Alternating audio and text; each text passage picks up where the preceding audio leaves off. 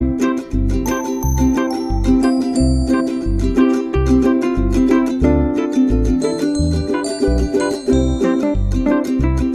Friends, अब हम start करने जा रहे हैं 10th क्लास बायोलॉजी का फर्स्ट चैप्टर, जिसका नाम है लाइफ प्रोसेसेस। तो चैप्टर का नाम है लाइफ प्रोसेसेस। तो सबसे पहले क्वेश्चन आता है कि लाइफ प्रोसेसेस क्या होती हैं। तो जितनी भी हमारी बॉडी के अंदर जो बायोलॉजिकल प्रोसेस हो रही हैं, जो हमारे जिंदा रहने के लिए बहुत ज़्यादा ज़रूरी हैं, जो हमारे सर्वाइवल के लिए बहुत ज़्यादा ज़रूरी हैं, जो प्रोसेसेस, उन सब प्रोसेसेस को हम लाइफ प्रोसेस कहते हैं। या फिर जितने भी हम जो बेसिक फंक्शन जो परफॉर्म करते हैं, जो हमें सर्वाइवल के लिए या फिर जिंदा रहने के लिए जो फंक्शंस हमारे लिए बहुत ज़्यादा ज़रूरी हैं, उन सब फंक्शंस को हम लाइफ प्रोसेसेस कहते हैं। तो डेफिनेशन लिखते हैं लाइफ प्रोसेसेस की, जो कि होती है, तो डेफिनेशन होती है लाइफ प्रोसेसेस की, the basic function perform by living organism to survive on this earth are called life processes.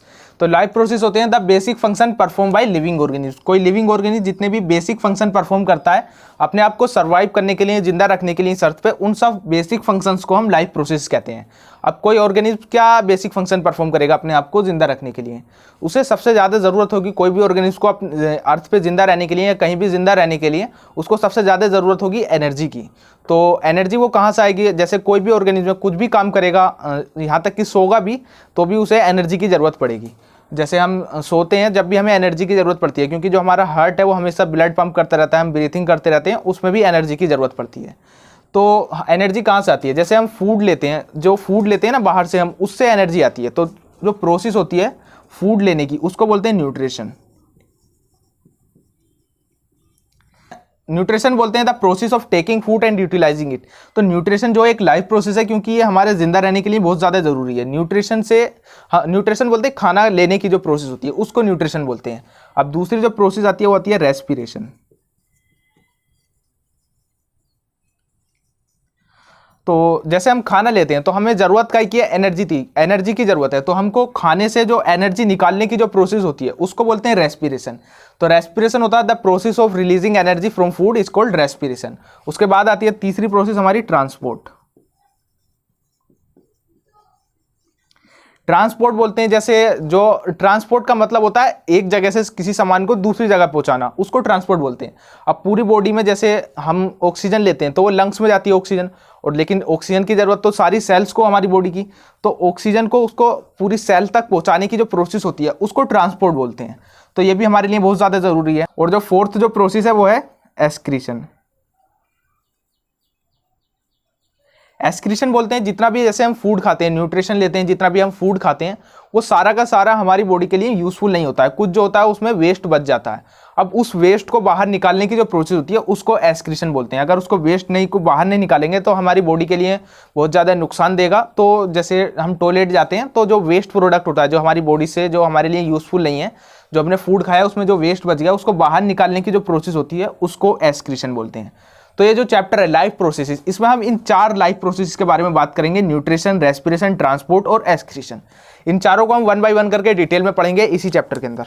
तो अभी हम न्यूट्रिशन को पढ़ने वाले हैं, उसके बाद रेस्पिरेशन को पढ़ेंगे, उसके बाद ट्रांसपोर्ट को पढ़ेंगे और फिर एक्सक्रीशन को पढ़ेंगे। तो अब पढ़ते हैं न्यूट्रिशन के बारे में। न्यूट्रिशन बोलते हैं the process of taking food and utilizing it, है ना। न्यूट्रिशन उस प्रोसेस को बोलते हैं जिसमें हम फूड को लेते हैं और उसको यूटिलाइज करते हैं। अब यूटिलाइज कहाँ कहाँ करेंगे फूड को? हम फूड से एनर्जी निकालेंगे, फूड को अपनी ग्रोथ के लिए यूज़ करेंगे, अपनी बॉडी को रिपेयर करने के लिए यूज़ करेंगे। अब फूड में क्या आता है? जैसे फूड है,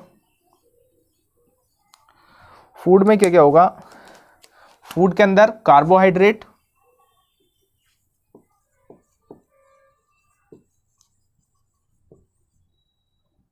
है ना, और प्रोटीन और फैट,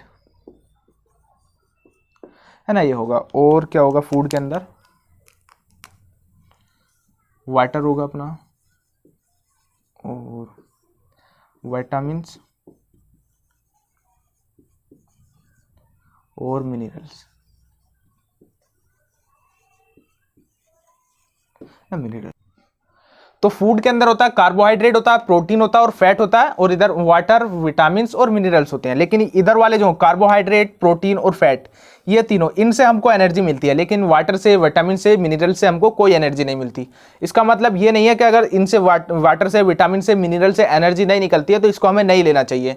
लेना चाहिए, बहुत ज़रूरी है हमारे लिए। विटामिन्स और वाटर और मिनरल्स ये बहुत ज़्यादा ज़रूरी है, अगर इनको नहीं लेंगे तो हमारे अंदर डिसीज़ कॉज हो जाएंगी।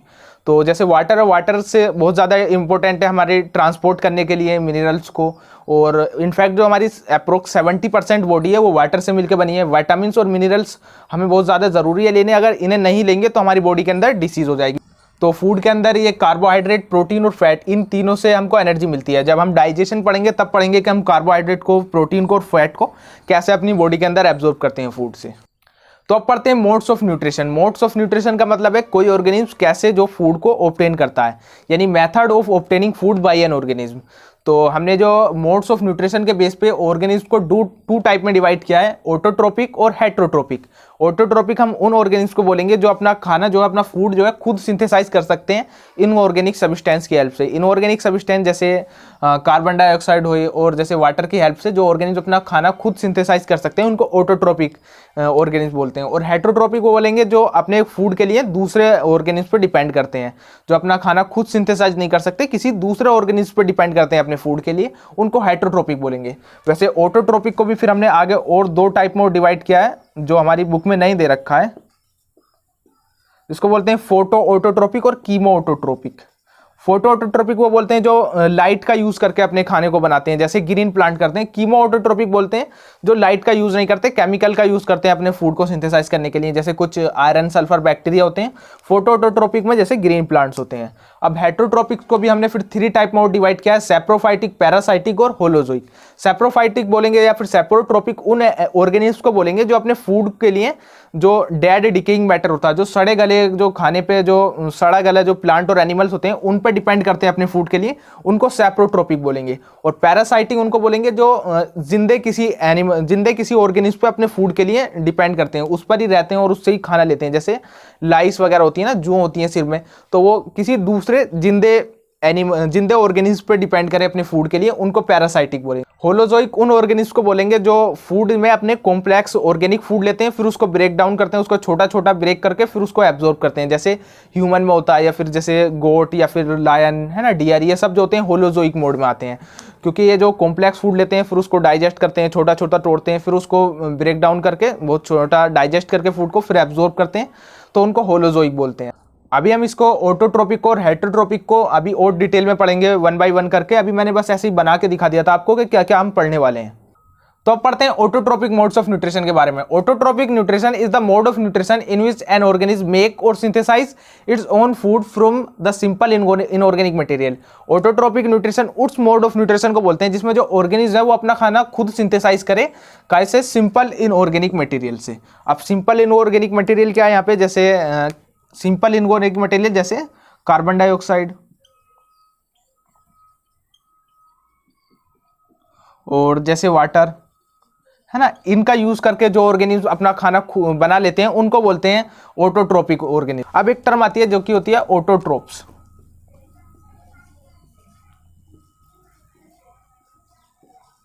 ऑटोट्रोप्स किसको बोलते हैं? ऑटोट्रोप्स बोलते हैं उन ऑर्गेनिज्म को जो autotrophic mode of nutrition follow करते हैं, जैसे ग्रीन प्लांट है ना, जैसे ग्रीन प्लांट जो organism autotrophic mode of nutrition follow करते हैं उनको ऑटोट्रोप्स बोलते हैं। जैसे ग्रीन प्लांट्स ऑटोट्रोप्स हैं, और जैसे ब्लू ग्रीन एल्गी जो कि साइनोबैक्टीरिया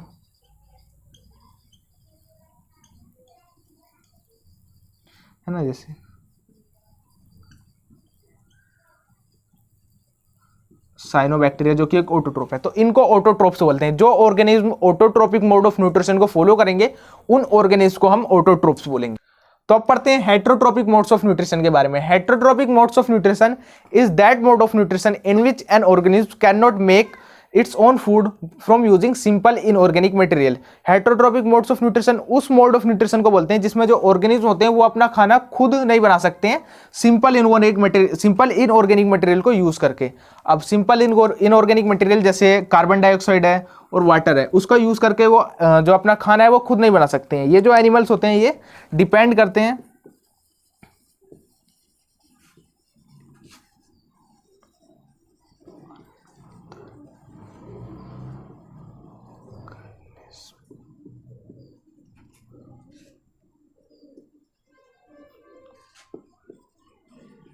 तो ये जो ऑर्गेनिज्म होते हैं ये दूसरे ऑर्गेनिज्म पे डिपेंड करते हैं फूड के लिए। जैसे इन ऑर्गेनिज्म को बोलते हैं जो heterotrophic modes of nutrition follow करते हैं, उन ऑर्गेनिज्म को बोलते हैं हेटरोट्रोप्स।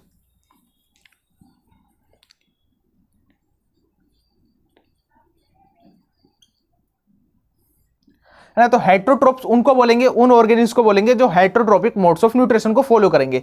अब हेटरोट्रोपिक मोड्स ऑफ न्यूट्रिशन क्या है? हेटरोट्रोपिक मोड्स ऑफ न्यूट्रिशन वो मोड ऑफ न्यूट्रिशन है जिसमें जो ऑर्गेनिज्म है वो अपना खाना खुद नहीं बना सकते हैं सिंपल इनऑर्गेनिक मटेरियल को यूज करके।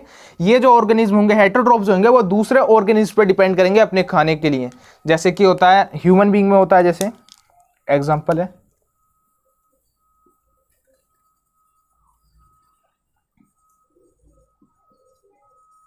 और जितने भी सारे एनिमल्स होते हैं, ऑल एनिमल्स,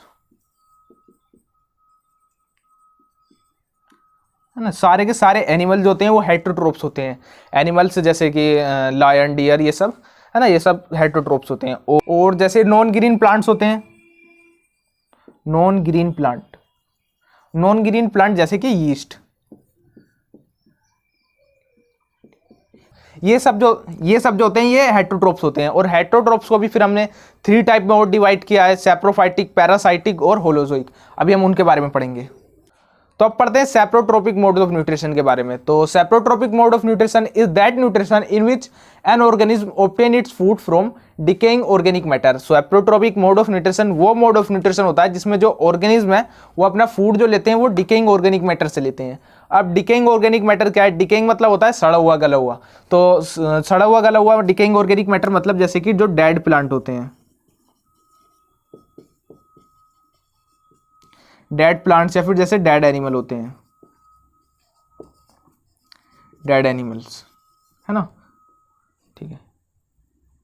जो डेड प्लांट्स और डेड एनिमल्स होते हैं, जो डेड प्लांट्स और डेड एनिमल से अपना फूड लेते हैं जो ऑर्गेनिज्म, उन ऑर्गेनिज्म को हम सैप्रोफाइट बोलते हैं या फिर सैप्रोट्रोपिक मोड्स ऑफ न्यूट्रिशन के अंदर आते हैं वो। अब एग्जांपल क्या है सैप्रोट्रोपिक के या सैप्रोफाइट के? जैसे होता है फंगी जो है, जैसे फंगी में आता है जैसे मशरूम, है ना,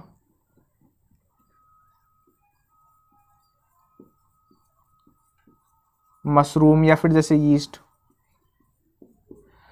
और जैसे कुछ बैक्टीरिया होते हैं,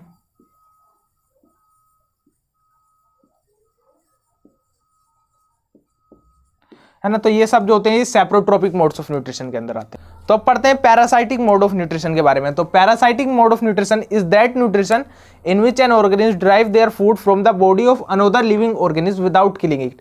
पैरासाइटिक मोड ऑफ न्यूट्रिशन वो मोड ऑफ न्यूट्रिशन होता है जिसमें जो ऑर्गेनिज्म होता है वो किसी दूसरे ऑर्गेनिज्म पर डिपेंड रहता है, किसी दूसरे ऑर्गेनिज्म से अपना फूड लेता है, लेकिन जिससे अपना वो फूड लेता है उसको मारता नहीं है, बिना मारे उससे अपना फूड लेता है, उसका जैसे उस पर रहने लगता है, उसका खून चूसने लगता है, ऐसे बिना मारे। तो जो लिविंग ऑर्गेनिज्म होता है उसका बहुत ज़्यादा नुकसान होता है जिसको बोलते हैं होस्ट ऑर्गेनिज्म,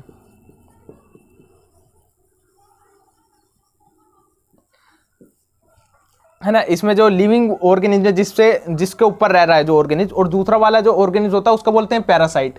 जो ये वाला ऑर्गेनिज्म है इसको बोलेंगे पैरासाइट, है ना, और जो ऑर्गेनिज्म जिसके ऊपर ये रह रहा है उस ऑर्गेनिज्म को बोलेंगे होस्ट ऑर्गेनिज्म। तो एग्जांपल होते हैं पैरासाइट के, जैसे एग्जांपल है लाइस, है ना, लाइस होते हैं अपने जो सिर में जुआ हो जाती हैं उसको बोलते हैं, या फिर टिक्स होते हैं जैसे डॉग वगैरह के जो हो जाते हैं उनको बोलते हैं। और जैसे लीचिस, जोक जो होती है वो किसी दूसरे ऑर्गेनिज्म पे चिपक जाती है और उसका खून पीती रहती है। और जैसे राउंड वॉर्म होता है, और राउंड वॉर्म जो होता है वो इंटेस्टाइन में पाया जाता है एनिमल्स की, है ना। अब ह्यूमन बीइंग में भी हो जाता है ये। और जैसे पैरासाइट के एग्जांपल है प्लांट्स में बात करें तो जैसे कैस्कुटा, है ना, ये भी एक पैरासाइट, ये एक बेल टाइप की होती है जो कि प्लांट्स के ऊपर रहती है, और ये प्लांट्स जैसी लगती है लेकिन जो जिस प्लांट्स के ऊपर रहती है ये उस प्लांट से अपना फूड लेती रहती है। तो जो प्लांट्स होता है वो उसके लिए होस्ट ऑर्गेनिज्म होता है, और जो कैस्कुटा है ये जो है पैरासाइट है एक। तो अब पढ़ते हैं होलोजोइक मोड ऑफ न्यूट्रिशन के बारे में। तो holozoic nutrition is that nutrition in which an organism take complex organic food by the process of ingestion. Holozoic mode of nutrition वो न्यूट्रिशन होता है जिसमें जो ऑर्गेनिज्म है वो कॉम्प्लेक्स ऑर्गेनिक फूड लेता है। कॉम्प्लेक्स ऑर्गेनिक फूड क्या होता है? जैसे जो प्लांट्स प्लांट्स की लीव है या फिर जैसे मीट है दूसरे एनिमल्स का, उन सबको बोलते हैं कॉम्प्लेक्स ऑर्गेनिक फूड। तो bye the process of ingestion, ingestion बोलते हैं फूड को माउथ में पुट करने की जो प्रोसेस होती है उसको इंजेशन बोलते हैं। तो जो ऑर्गेनिज्म इंजेशन से कॉम्प्लेक्स ऑर्गेनिक फूड को खाता है उसको बोलते हैं होलोजोइक मोड ऑफ न्यूट्रिशन के अंदर आता है वो। तो जैसे एग्जांपल है होलोजोइक मोड ऑफ न्यूट्रिशन के, जैसे ह्यूमन बीइंग है ना, जैसे ह्यूमन बीइंग है, हम भी ऐसे माउथ में पुट करते हैं फूड को और कॉम्प्लेक्स ऑर्गेनिक फूड लेते हैं। और जैसे गोट है ना, और जैसे डियर है ना, डियर है ना, वो वाली डियर क्या बोलते हैं, हिरन वाली डियर, ठीक है। और जैसे लायन है, लॉयंस, और टाइगर वगैरह, ये सब जितने भी जो जिराफ वगैरह ये सब एनिमल होते हैं, ये सब होलोजोइक मोड ऑफ न्यूट्रिशन में आते हैं। इनके अंदर 5 स्टेप की प्रोसेस होती है पूरी। इंजेशन होता है, डाइजेशन होता है, फिर उसका जो फूड लिया है उसका एब्जॉर्प्शन होगा, एसिमिलेशन होगा और रिजेक्शन होगा। ये सब हम आगे पढ़ेंगे